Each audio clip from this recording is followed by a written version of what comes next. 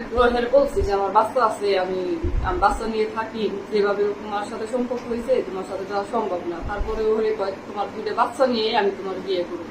1 মাসের মতো থাকার পর আবার এই যে চলে গেছে, এখন আর আমি উঠাইতে চাইতেছি। বিকাশ হাওলাদার ও শিল্পী আক্তারের প্রেম কাহিনী এ যেন সিনেমাকেও হার মানায়। 18 বছরের এক ছেলে সন্তান, 9 বছরের এক কন্যা সন্তান রেখে সেই শিল্পী আক্তার বিকাশ হাওলাদারের বাড়িতে ঠেলে উঠেছে। তাকে প্রতিশ্রুতি দিয়েছিল বিকাশ হাওলাদার তাকে বিয়ে করবে। তার সন্তান থাকা সত্ত্বেও সে এমন প্রতিশ্রুতি দিয়ে যখন সেই মেয়েকে নিজের বাড়িতে নিয়ে আসে, এই দিক থেকে মেয়ে নিজের বাড়িতে উঠলো আর সেই বিকাশ হাওলাদার বাড়ি থেকে পালালো। তাদের বয়সের ডিস্টেন্স মিনিমাম 10 বছর এবং তারা দুইজন দুই ধর্মের। তারপরেও এই ভালোবাসা যেন কোনো বাধাই মানে না। সেই বিকাশ হাওলাদারের কথাকে বিশ্বাস করে শিল্পী আক্তার যখন তার বাসাতে আসে, তারপরেই সে পড়ে মহা বিপদে। এইদিকে বিকাশ হাওলাদারের কোনো খোঁজ নাই, এইদিকে শিল্পীর যে আগের স্বামী সেও তাকে ঘরে তুলতে চাচ্ছে না। দর্শক, এই ঘটনাটি নিয়ে বিস্তারিত আলোচনা করব এবং একটি ভিডিও ঘুরে যাচ্ছে, সেখানে শিল্পী আক্তারের মুখ থেকে আপনারা এই ঘটনার বিস্তারিত তথ্য শুনবেন এবং এই ঘটনাটি কোথায় ঘটেছে সবকিছুই আপনাদেরকে জানাবো। তো অবশ্যই চোখ রাখুন শেষ পর্যন্ত। মেইন ভিডিওতে যাওয়ার পূর্বে আপনারা যারা আমার চ্যানেলে নতুন আছেন অবশ্যই চ্যানেলটি সাবস্ক্রাইব করে পাশে থাকা অল নোটিফিকেশনটি অন করে দিবেন। আর ইতিপূর্বে যারা চ্যানেলটি সাবস্ক্রাইব করেছেন তাদেরকে জানাই অসংখ্য ধন্যবাদ।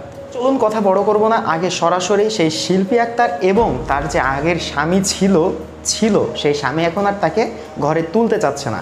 আরেকটা কথা বলে রাখি আপনাদেরকে, এই শিল্পী আক্তারের বাড়িতে যে সন্তান আছে সেই সন্তানকে প্রাইভেট পড়াতো, টিউশনি করাতো এই বিকাশ হাওলাদার। এর পরবর্তীতেই কিন্তু তাদের ভিতরে একটা সম্পর্ক তৈরি হয়। এই আক্তার বলে যে আমার কিন্তু সন্তান আছে, তারপরেও সে তাকে এমনভাবে প্রতিশ্রুতি দেয় যে শিল্পী আক্তার সেই টানে তার বাড়িতে চলে আসে। ঘটনাটি ঘটেছে মানিকগঞ্জে। তো চলুন আগে সরাসরি সেই ভিডিও ফুটেজটিতে চলে যাবো, বিস্তারিত আপনারা জানবেন, তারপরে আরও কিছু কথা বলে ভিডিওটি শেষ করবো। তো অবশ্যই মনোযোগ দিয়ে ভিডিওটি দেখতে থাকুন। আমার ওষুধ লাগলে যে কোনো সম্পূর্ণ খরচ চালান। আমার বাচ্চারও সময়তে ওর যে অসুস্থ ই করে, ডাক্তার দেখাই দেয়। তারপরেও আমি গ্রহের বলছি যে আমার বাচ্চা আছে, আমি বাচ্চা নিয়ে থাকি, যেভাবে তোমার সাথে সম্পর্ক হয়েছে তোমার সাথে যাওয়া সম্ভব না। তারপরে ওরে কয় তোমার দুইটা বাচ্চা নিয়ে আমি তোমার বিয়ে করবো। তো আমি মুসলমান হয়ে তোমার এই বাচ্চা নিয়েই বিয়ে করবো। তো আসলে আমি ভালোবাসে ফেলছি। পরে আমি বলছি তাহলে ঠিক আছে।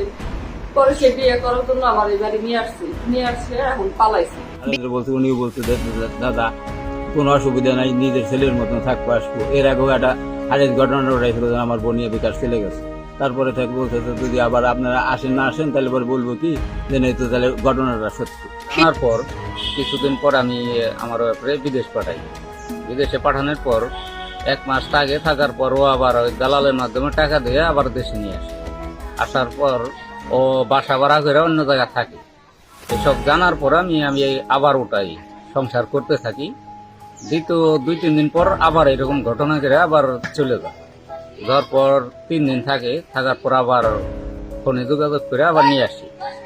আনার পর অনেকদিন থাকে, 1 মাসের মতো থাকার পর আবার এই যে চলে গেছে, এখন আর আমি উঠাইতে চাইতেছি।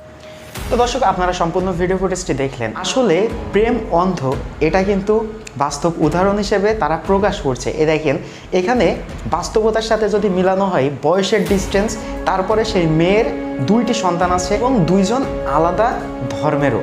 তারপরে কোনো কিছুকে পরোয়া না করে, সব কিছুকে তোয়াক্কা করে তারা এমন বিবাহবন্ধে আবদ্ধ হওয়ার মতো একটা সিদ্ধান্ত নিয়েছিল। পরবর্তীতে যখন মেয়ে আইছে, ছেলে পালিয়েছে বাসা থেকে। তো যাই কথা বড় করবো না, এই ঘটনা নিয়ে আপনাদের যে মতো অবশ্যই কমেন্ট করে জানাবেন এবং পরবর্তী ভিডিওর জন্য চ্যানেলটি অবশ্যই সাবস্ক্রাইব করে আমাদের সাথে থাকবেন। দেখা হবে নেক্সট ভিডিওতে। সে পর্যন্ত ভালো থাকবেন, সুস্থ থাকবেন এই কামনা করি। আল্লাহ হাফেজ।